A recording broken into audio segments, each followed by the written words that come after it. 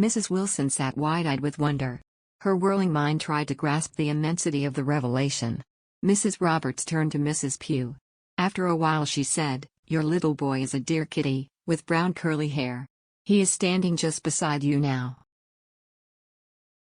Mrs. Pugh gave Mrs. Roberts a toy which had belonged to her child. But the medium was not satisfied. She asked, "He says he wants to have the other toy you have brought with you in your bag." Mrs. Pugh opened her handbag and produced a very small woolly doll. No one but herself could have known it was there. Mrs. Roberts told Mrs. Pugh that her little boy was being cared for by a tall old lady called Emily. She described in detail this old lady. But the description conveyed nothing to Mrs. Pugh. Nothing, until Mrs. Roberts said that this lady was the mother of Mary, the little boy's granny. Then she remembered that again the medium had discovered a fact that she herself was hardly aware of, for she recalled that Emily was in fact the name of the little boy's great-grandmother. As she was still sitting almost transfixed by this revelation, Mrs. Roberts in the same conversational tone continued.